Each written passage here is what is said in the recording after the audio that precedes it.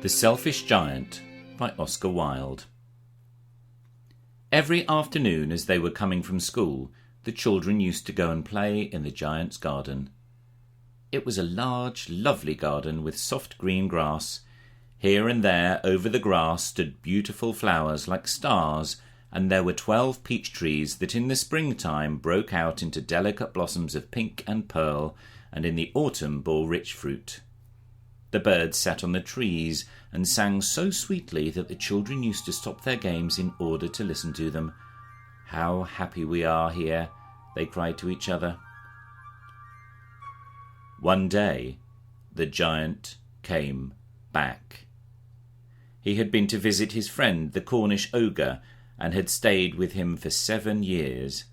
After the 7 years were over, he had said all that he had to say, for his conversation was limited, and he determined to return to his own castle. When he arrived, he saw the children playing in the garden. "What are you doing here?" he cried in a very gruff voice, and the children ran away. "My own garden is my own garden," said the giant. "Anyone can understand that, and I will allow nobody to play in it but myself." So he built a high wall all around it, and put up a notice board. "Trespassers will be prosecuted." He was a very selfish giant. The poor children had nowhere to play. They tried to play on the road, but the road was very dusty and full of hard stones, and they did not like it. They used to wander round the high walls when their lessons were over and talk about the beautiful garden inside. "How happy we were there," they said to each other. Then the spring came, and all over the country there were little blossoms and little birds. Only in the garden of the selfish giant it was still winter. The birds did not care to sing in it, as there were no children, and the trees forgot to blossom. Once a beautiful flower put its head out from the grass, but when it saw the notice board, it was so sorry for the children that it slipped back into the ground again and went off to sleep. The only people who were pleased were the snow and the frost. "Spring has forgotten this garden," they cried, "so we will live here all year round." The snow covered up the grass with her great white cloak, and the frost painted all the trees silver. Then they invited the north wind to stay with them, and he came. He was wrapped in furs and roared all day long about the garden and blew the chimney pots down. "This is a delightful spot," he said. "We must ask the hail to visit." So the hail came. Every day for 3 hours he rattled on the roof of the castle till he broke most of the slates, and then he ran round and round the garden as fast as he could go. He was dressed in grey, and his breath was like ice. "I cannot understand why the spring is so late in coming," said the selfish giant, as he sat at the window and looked out at his cold white garden. "I hope there will be a change in the weather." But the spring never came, nor the summer. The autumn gave golden fruit to every garden, but to the giant's garden she gave none. "He is too selfish," she said. So it was always winter there, and the north wind and the hail and the frost and the snow danced about through the trees. One morning the giant was lying awake in bed when he heard some lovely music. It sounded so sweet to his ears that he thought it must be the king's musicians passing by. It was really only a little linnet singing outside his window, but it was so long since he had heard a bird sing in his garden that it seemed to him to be the most beautiful music in the world.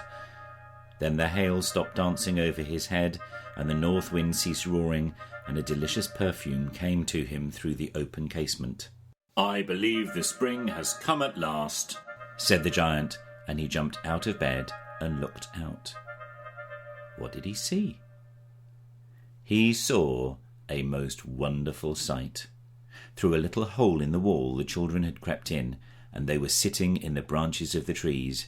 In every tree that he could see there was a little child, and the trees were so glad to have the children back that they had covered themselves with blossom, and they were waving their arms gently above the children's heads. The birds were flying around and twittering with delight, and the flowers were looking up through the green grass and laughing. It was a lovely scene, only in one corner it was still winter.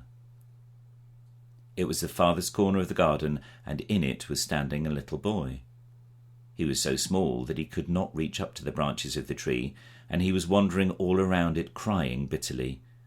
The poor tree was still covered with frost and snow, and the north wind was blowing and roaring above it. "Climb up, little boy," said the tree, and it bent its branches down low as it could, but the boy was too tiny. And the giant's heart melted as he looked out. "How selfish I have been," he said. "Now I know why the spring would not come here. I will put that poor little boy on top of the tree, and then I will knock down the wall, and my garden shall be the children's playground for ever and ever." He was really very sorry for what he had done. So he crept downstairs and opened the front door quite softly and went out into the garden. But when the children saw him, they were so frightened that they all ran away, and the garden became winter again. Only the little boy did not run, for his eyes were so full of tears that he did not see the giant coming. And the giant stole up behind him and took him gently by his hand and put him up into the tree. And the tree broke out at once into blossoms, and the birds came and sang on it, and the little boy stretched out his arms and flung them around the giant's neck and kissed him. And the other children, when they saw the giant was not wicked any longer, came running back, and with them came the spring. "It is your garden now, little children," said the giant, and he took a great axe and knocked down the wall. And when the people were going to market at 12 o'clock, they found the giant playing with the children in the most beautiful garden they had ever seen. All day long they played, and in the evening they came to the giant to bid him goodbye. "But where is your little companion?" he said. "The boy I put up into the tree." The giant loved him the best because he had kissed him. "We don't know," answered the children. "He has gone away." "You must tell him to be sure to come tomorrow," said the giant, but the children said that they did not know where he lived, and had never seen him before, and the giant felt very sad. Every afternoon when the school was over, the children came and played with the giant, but the little boy whom the giant loved was never seen again. The giant was very kind to all the children, yet he longed for his first little friend, and often spoke of him. "How I would love to see him again," he used to say. Years went over, and the giant grew very old and feeble. He could not play about any more, so he sat in a huge armchair and watched the children at their games and admired his garden. "I have many beautiful flowers," he said, "but the children are the most beautiful flowers of all." One winter morning he looked out of his window as he was dressing. He did not hate the winter now, for he knew that it was merely the spring asleep and that the flowers were resting. Suddenly he rubbed his eyes in wonder and looked and looked. It certainly was a marvellous sight. In the farthest corner of the garden was a tree quite covered with lovely white blossoms. Its branches were golden, and silver fruit hung down from them, and underneath it stood the little boy he had loved. Downstairs ran the giant in great joy, and out into the garden. He hastened across the grass and then came near the child. And when he came quite close, his face grew red with anger, and he said, "Who hath dared to wound thee?" For on the palms of the child's hands were the prints of 2 nails, and the prints of 2 nails were on his little feet. "Who hath dared to wound thee?" cried the giant. "Tell me that I may take my big sword and slay him." "Nay," answered the child, "but these are the wounds of love."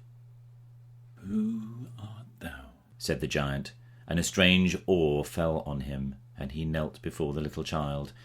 And the child smiled on the giant and said to him, "You let me play once in your garden. Today you shall come with me to my garden, which is paradise." And when the children ran in that afternoon, they found the giant lying dead under the tree, all covered with white blossoms.